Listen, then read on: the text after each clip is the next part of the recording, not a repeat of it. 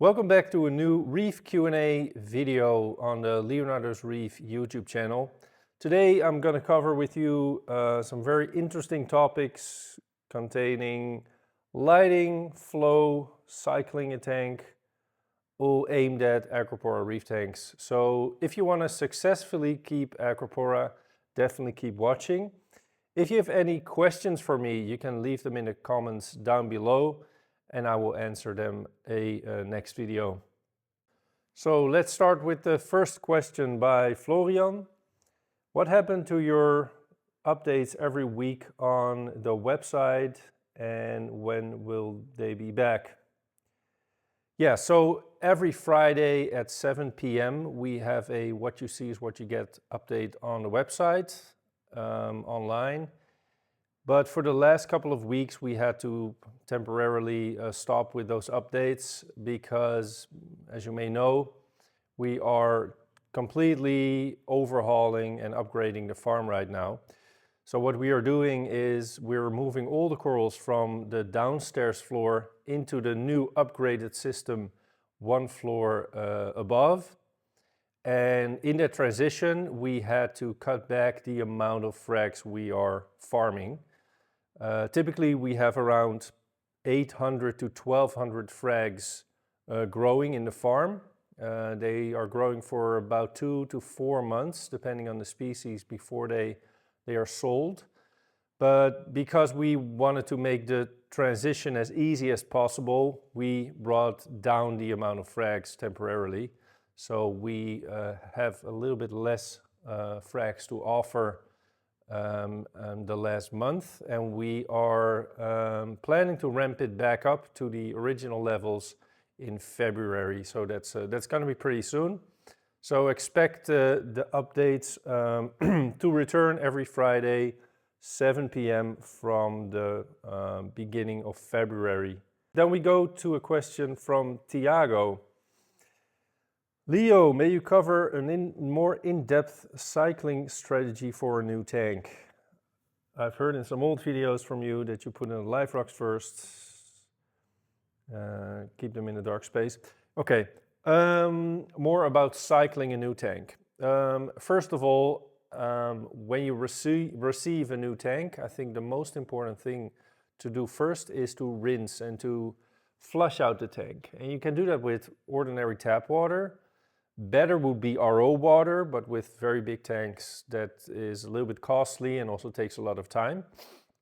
So tap water is good enough, and let everything flush out for at least a week.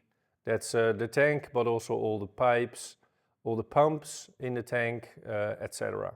So after that initial flushing period, about a week or so, you can fill the tank up with RO water. Just take all the old water out, fill it back up with completely fresh RO water, add the salt, and then you can start adding your live rock. I'm a big opponent of using live rocks, so I would always advise to use mostly live rocks, maybe some dead rock, but I prefer to use 100% live rock.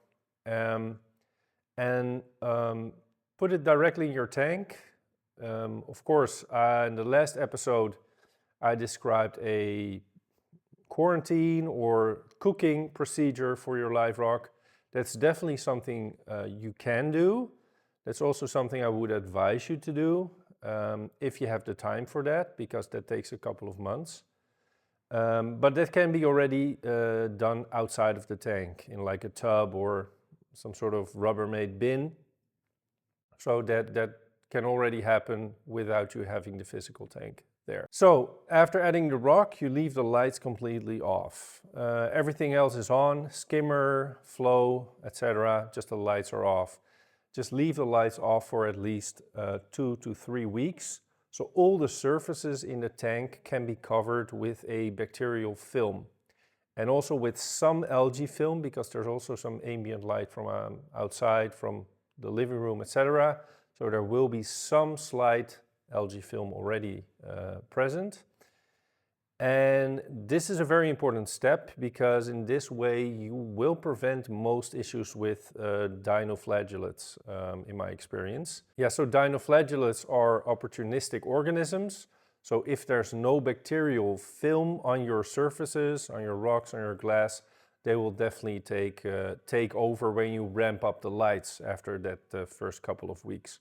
So the first couple of weeks in the dark is really to cover every surface with that bacterial film to give dinos no chance. After that first couple of weeks, you can slowly ramp up the lights. If you're using T5s or halides or anything else, you can just increase the light cycle every day by a little bit. Started with 1 hour of light, then 2 hours, 3 hours, etc.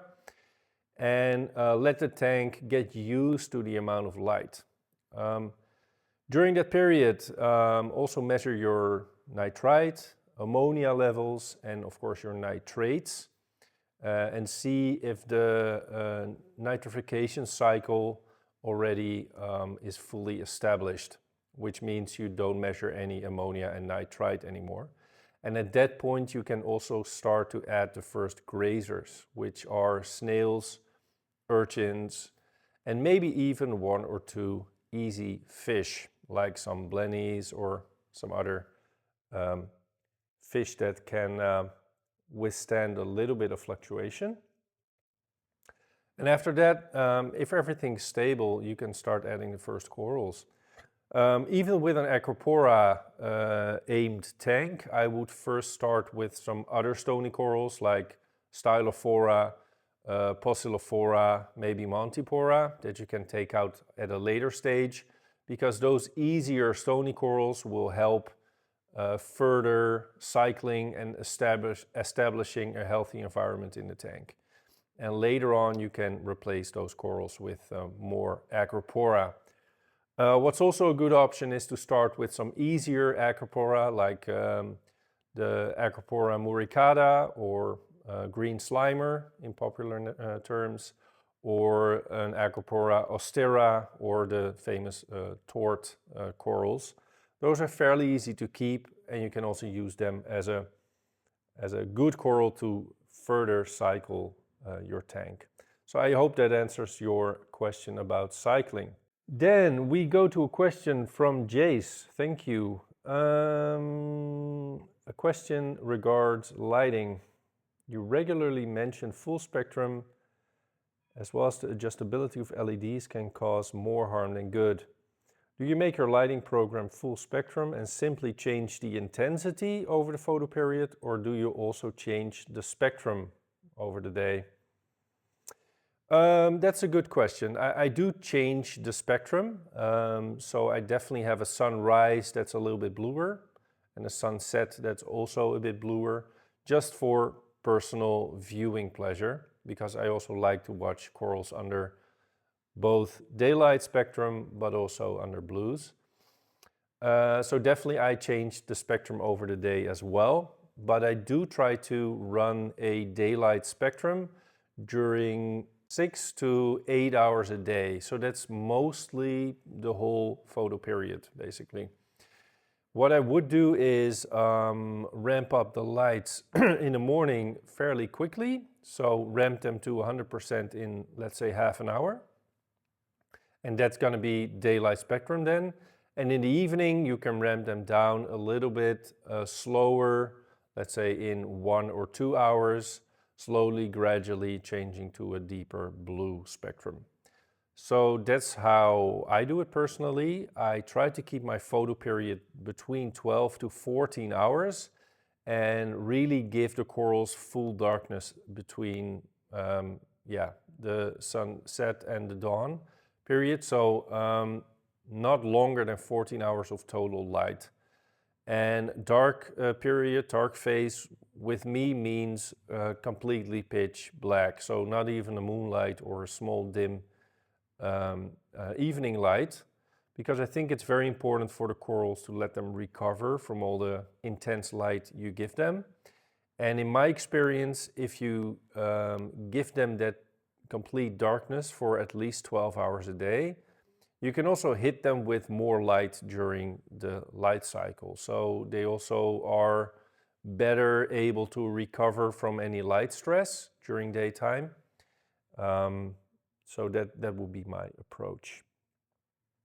Most important thing is don't change it all the time. So if you design the program and you see some good results, try not to tinker with it too much, but just to keep it that way. Then a question from Vervake Group. I would love to see what flow your corals get. You have many videos, but you probably turn the flow down for photography. Maybe you can make some videos of polyps flopping around in full flow. Yeah, we do reduce the flow a bit for most videos because otherwise it's very hard to make any stable shots because the camera is pushed away by the flow all the time. But I will make some videos. They won't be that stable. I will put some videos up on the screen right now with full flow, where you can really see the flow doing its work of creating random chaotic flow patterns, waving all the polyps back and forth, reaching all the parts within the mini colonies, and making oxygenation for the tissue as easy as possible, and also rinse away waste products as quickly as possible. So I hope this answers your question. If you have more in-depth questions about flow, I made a whole video about flow and lighting previously on one of the lagoon updates. So if you really want to know more about how we do flow and how we see flow for Acropora specifically, check out that video. Then a question from Mark Vollenweide. What do you think are the greatest contributors to or determinants for great polyp extension? I think polyp extension is definitely a sign of good health or a happy Acropora. But on the other hand, it's very hard to determine what makes good polyp extension. So it is an indicator, but an indicator for what, that's a little bit unknown. In my experience, good polyp extension happens when you provide a good full daylight spectrum for your corals, provide a healthy, strong, chaotic flow, a low dissolved organic carbon concentration, which means you have to do your water changes, you have to do activated carbon. In my experience, low dissolved organic carbons definitely contribute to a more healthy coral with more polyp extension. And overall, good water parameters, which means your macro elements need to be in check, but also your trace elements need to be roughly in the right direction. So, and before I forget, last but not least, your corals have to be pest-free. If they're irritated by some form of pest, polyp extension is immediately impacted. So if you don't have good polyp extensions on your acros, I would first check your water parameters, flow, then maybe lighting, see if lighting is optimal, but definitely check for pests, which means in most cases just dip the coral and see if anything comes off, and do a visual inspection, preferably underwater in a small bucket or pot, and then with a magnifying glass or microscope. Oh, by the way, can also be a fish. I do have some fox faces, mostly for algae picking, but they also pick on my polyps, especially from the tenuis. So I noticed some reduced polyp extension on my tenuis at some point, and I found out the fox facers were picking on it. So always check the behavior of your fish as well. Then a question from Idalberto Sardui. When feeding the tank foods like Oyster Feast with the intent of adding some phosphates, what is the best time to feed, lights on or off? Well, as you may know, I'm not a big fan of adding a lot of food specifically for corals, so I would prefer to feed the fish a bit more. But if you add some foods just to increase phosphates or other just overall nutrient levels, I would definitely suggest to do it at the end of the light cycle, definitely not in the morning, because oxygen levels are typically the highest end of the main light cycle, so before the evening. And because adding foods can negatively impact the amount of dissolved oxygen in your tank, I would definitely do it at that point. You may ask why. Well, all those coral foods are easily digested and broken down by bacteria, and those bacteria need oxygen to break it down. So they will definitely negatively impact the pH levels and the oxygen levels in the tank. So always do it in the afternoon or in the early evening. Then a question from Dalius. Thank you. Are you bothered by alkalinity swings during 24 hours?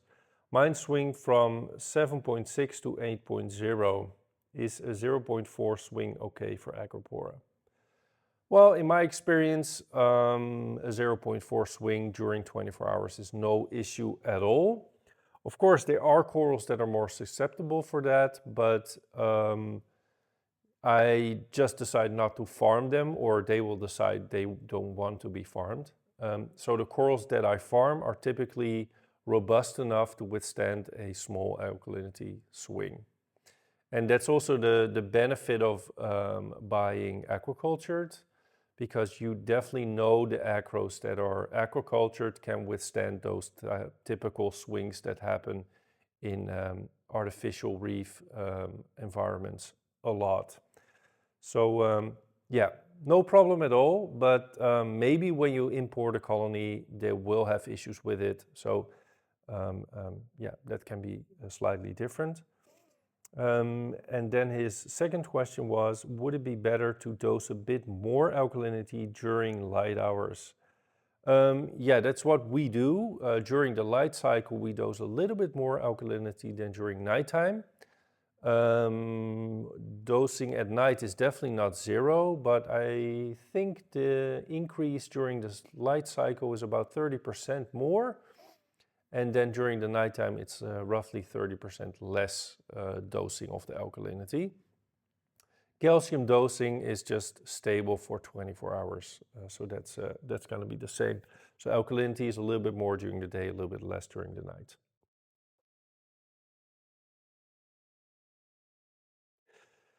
Then a question from Jace again, thank you. Can you mention what your ideal water temperature is for acros? And yeah, that's the first question. I don't think it mattered that much. Our temperatures in the farm range from 23.5 degrees Celsius up to 27 degrees Celsius in summer. Also just for reducing cost, because heating and cooling is basically one of the most expensive things to do in a farm. Especially the heating part in winter is quite expensive. And corals in nature also experience a big shift in temperatures over seasons, right? So in the wintertime or rainy season, the temperatures can be much lower than during the summer season. I think stability is more important, so I wouldn't let your temperature swing more than 1 degree Celsius over 24 hours. So if you can avoid that, that's definitely beneficial. But over the season, it can definitely shift from 23.5, 24 to 27 degrees Celsius. No problem at all. Then his second question was, can cutting a tip from an acro can spike new growth by forcing them to heal and make new tips? Well, if you have a stagnant frag or a frag that's not growing and you snap off a tip, in some cases it can help for that coral to make some new branches. But in my experience, if a coral is dormant, snapping of a tip doesn't do a lot in most cases. I already talked about it in a previous Q&A video. I think the best thing to do is just leave it alone for a while, and if it doesn't do anything after half a year, or maybe 8 or 9 months, maybe move it to another location. More flow, more light can sometimes trigger a coral to make new branches. But in most cases, it's just having a little bit more patience, and at some day the corals will just wake up and make new branches if conditions are right, of course. Branching of a tip can never hurt. It doesn't, really impact the coral negatively. So you can always try and see if it starts making new branches. Then a question from Quang Huang. Thank you for your question. Can you tell me what the safe daily fluctuations are for calcium, DKH, iodine? To be honest, I don't really know, because I don't measure calcium multiple times a day. I just talked about alkalinity, right? Alkalinity swing of 0.4, 0.5 during 24 hours is not an issue at all. Other parameters like iodine, they're so hard to measure, I don't even bother. So I only do ICPs, ICP-MS, I have to say, which are very precise, and I try to do them twice a month and then take the sample at the exact same time every test. So I take them on Monday mornings, 10 a.m. in the morning. So 2 weeks later, I will do it at exactly the same time and the same day even.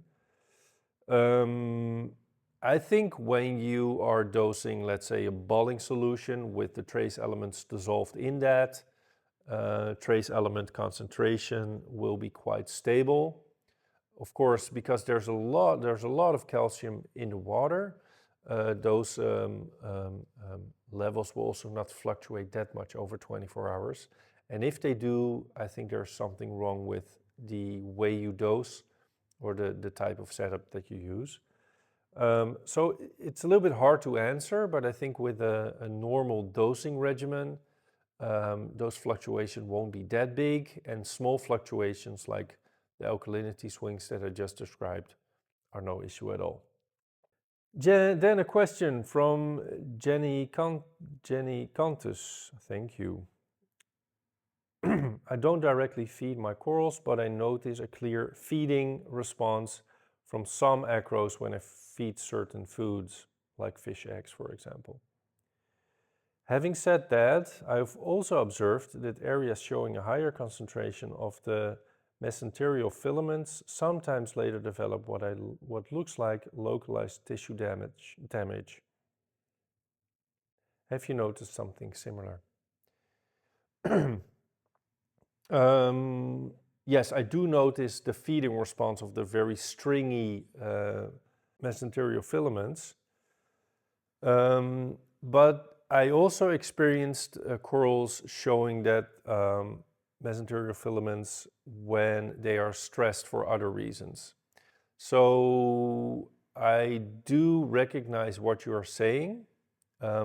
When I do see a coral behave like that, I'm not immediately thinking, oh, that has a very strong food response. I'm also thinking that coral could be very stressed.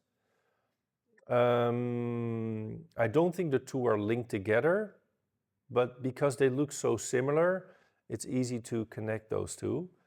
I think when you see it when you feed, like say oyster eggs, fish eggs, you shouldn't worry. But if you see it at other moments, I would definitely check out if there's another factor that stressed that acropora. So it could be the same symptoms, but the cause can be different. Then a question from John Drell, 94 Reef. Leo, great stuff as always, some amazing eye candy. There are several methods that are on the market today that say, don't do water changes, they cause instability. Would you agree with that, or are these would you agree with these statements? And do you see any negative effects from doing a water change? Well, as you may know now, after listening to a couple of Q&As, I'm a pretty old school reefer, so I really believe in doing water changes for many reasons. I think when they cause instability, you are not doing something right. What I mean by that, I keep my tanks at roughly the same parameters as my newly mixed up water. So in that sense, it doesn't cause any shifts in parameters or big shifts in parameters. What it does do, it takes out a lot of components that you can not measure for, like dissolved organic nutrients. Hard to measure those, but you're definitely diluting them with water changes. A big shift in dissolved organic nutrients, yeah, that's definitely possible if you don't do a lot of water changes, then do a very big one. If your corals are used to those very high organic nutrients, they will definitely encounter a big shock. But if you do regular water changes of, let's say, 5, 10, 15% every week, 2 weeks or month, you won't have a lot of shifts in all those nutrients. Either parameters that are measurable on ICP, like your macro elements or trace elements, but also the stuff that you cannot measure for, like dissolved organic carbons, dissolved organic nutrients. If you do regular water changes, those shifts won't be that huge. All right, that wraps it up for this episode. If your question has not been answered yet, that could be correct because I have to save some for the next episode. It will be out in a couple of days, so a little bit more patience because it will definitely be in the next one. Thank you for watching. If you have any questions, leave them in the comments down below and I will cover them in a coming episode. And I hope to see you next time.